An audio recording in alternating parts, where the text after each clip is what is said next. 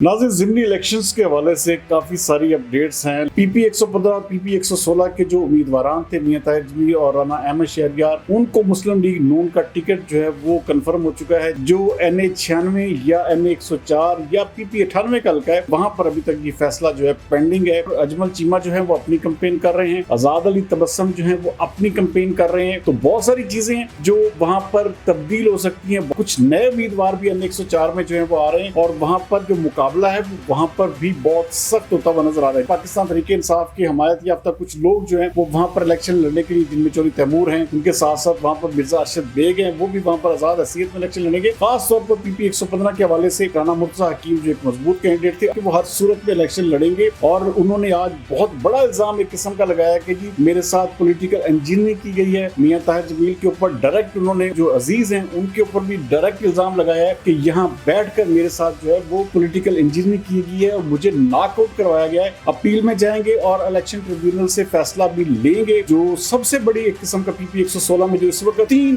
Candidates हैं, उनके दरमियान जो है वो चीजें जो है वो ट्विस्ट हो रही हैं। सरे फरिश्त हैं राना अहमद शहरयार, उनके साथ साथ जो मलक असगर अली कैसर हैं और उनके साथ साथ जो असद इजाज मुन्ना है, वो भी इस वक्त अपनी कंपेन भी कर रहे हैं। और अभी तक जो उनका स्टांस है या उनकी फैमिली का स्टांस है वो यही है कि वो हर सूरत में ये इलेक्शन लड़ेंगे। नाज़रीन, ज़िमनी इलेक्शंस के हवाले से काफी सारी अपडेट्स हैं, लेकिन आज का पूरा दिन जो है वो सोशल मीडिया पर जो चीज़ छाई रही वो यहाँ पर जो मुकामी कुछ महकमे सियासतदानों का अलॉट हुए और कुछ ऐसे पाकिस्तान मुस्लिम लीग नून के लोग भी हैं जो अपनी आज ज़ाती तशहीर जो है वो करवाते रहे। ज़ाती तौर पर एक किस्म का लोगों को कहते रहे कि जी हमारे हवाले से भी आवाज़ बुलंद करें और हमें कुछ नहीं मिला और हमें जो है वो एक बार फिर नज़रअंदाज कर दिया गया है। तो ये कैसी बात है कि जिन जिन लोगों को महकमे मिले हैं, अगर उनकी पार्टी खिदमत देखी जाए तो मेरे ख्याल में शायद किसी से भी कम ना हो। अगर उनकी कुर्बानियाँ देखी जाएं या उनका जो काम है वो देखा जाए तो वो लाजमी तौर पर उनके जो उनको इज्जत मिली है या जो उनको महकमे एलोकेट किए गए हैं तो यकीनी तौर पर वो डिज़र्व करते थे। यही वजह है कि मेरे ख्याल में गवर्नमेंट ऑफ पंजाब या CM मरियम नवाज ने सोच समझ कर जो है महकमे दिए हैं। लेकिन बहुत सारे लोग, जिस तरह मैं बता रहा हूँ कि अपनी ज़ाती कंपेन चलवा रहे हैं और इस हवाले से मुसलसल जो है आज सोशल मीडिया जब आप देखेंगे तो आपको आइडिया हो जाएगा, नज़र आ जाएगा कि कौन कौन लोग हैं जो ये चाहते हैं कि किसी तरह से उनका नाम भी किसी ना किसी लिस्ट में आ जाए या किसी ना किसी महकमे की चेयरमैनशिप जो है उनको मिल जाए। तो बहरहाल अभी तक वो तमाम लोग नाकाम हैं। हुकूमत जो है शायद बड़े सोच समझ कर इस हवाले से फैसले कर रही है। दूसरी जानब पीपी 115 और पीपी 116 के जो उम्मीदवार थे मियां ताहिर जमील और राना अहमद शहरयार, उनको मुस्लिम लीग नून का टिकट जो है वो कंफर्म हो चुका है, जारी हो चुका है। लेकिन दूसरी जानब जो NA 96 या NA 104 या पीपी 98 का हल्का है, वहाँ पर अभी तक ये फैसला जो है पेंडिंग है। किसको टिकट मिलता है, किसको मिलना चाहिए, ये बात मैं आपको ऑलमोस्ट तकरीबन 2 महीने पहले जब ये ज़िमनी इलेक्शन की बाज़गश शुरू हुई थी तभी मैंने बताया था कि ये लोग जो हैं ये फेवरेट हैं। लेकिन अब जो पीपी 98 का हल्का देखें तो वहाँ पर अजमल चीमा जो है वो अपनी कंपेन कर रहे हैं, आज़ाद अली तबस्सुम जो है वो अपनी कंपेन कर रहे हैं। और जहाँ तक लगता है कि पार्टी जो है वो अब जारी बात है कि दोनों उम्मीदवारों के दरमियान फंस जाएगी। तो बहुत सारी चीज़ें हैं जो वहाँ पर तब्दील हो सकती हैं। वहाँ पर बहुत सारे कारकुनान भी हैं जिनमें मैं कहता हूँ कि वहाँ का जो बहुत पुराने सियासी वर्कर हैं उन्होंने भी टिकट के लिए अप्लाई किया है, जिनमें चौधरी वसीम अल हसन हैं, उसके साथ साथ राना जावेद हैं, उसके साथ साथ सलीम अंसारी हैं, उनके साथ साथ ताहिरा अहमद हैं। तो ये वो लोग हैं जो मुस्लिम लीग नून के टिकट के ऊपर बैठे। लेकिन पूरा अफवाल जो है वो जारी बात है इन दोनों के दरमियान अभी तक बात घूम रही है, चौधरी अजमल चीमा और साथ में आज़ाद अली तबस्सुम।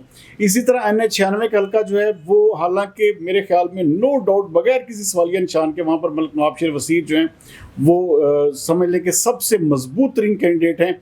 लेकिन वहाँ पर भी मुस्लिम लीग नून ने अभी तक कोई फैसला नहीं किया।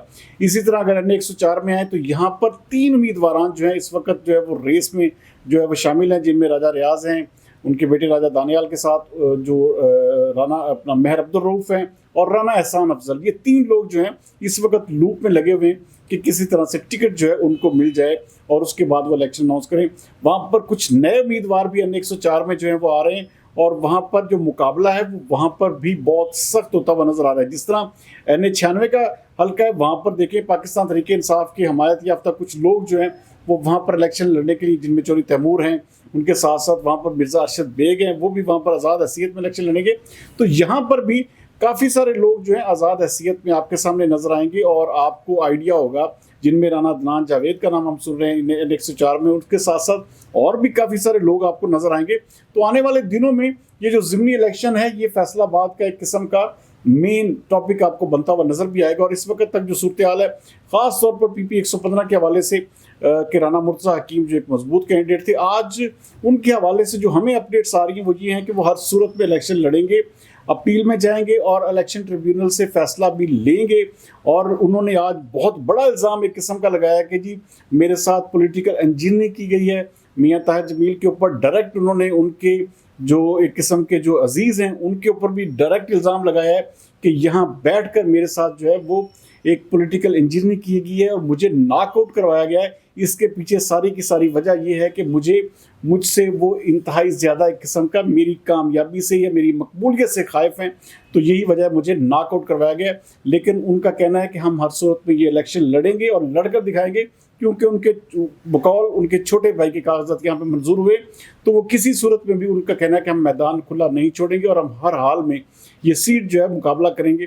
तो बहरहाल ये बहुत सारी चीज़ें, और उसके साथ साथ जो सबसे बड़ी एक किस्म का PP 116 में जो इस वक्त 3 कैंडिडेट्स हैं, उनके दरमियान जो है वो चीज़ें जो हैं वो ट्विस्ट हो रही हैं, जिनमें सर फहरिस्त हैं राना अहमद शहरयार, उनके साथ साथ जो मलक असगर अली कैसर हैं, वो अच्छा मुकाबला मुझे उम्मीद नज़र आ रही है कि वो शायद जो है बेहतर जो है अपनी किसी न किसी कैंपेन को लेकर चलें। और उनके साथ साथ जो असद इजाज़ मुन्ना है वो भी इस वक्त अपनी कैंपेन भी कर रहे हैं, और उन्होंने भी बहुत सारे लोग, हालांकि उनके हवाले से क्या सरैयाँ की जा रही हैं कि बहुत जल्दी उनको बिठा दिया जाएगा, मना लिया जाएगा, या उनके हवाले से कोई चीज़ आएगी सामने। तो अभी तक जो उनका स्टांस है या उनकी फैमिली का स्टांस है वो यही है कि वो हर सूरत में ये इलेक्शन लड़ेंगे और इलेक्शन जो है हर सूरत में कम्पीट करके दिखाएंगे।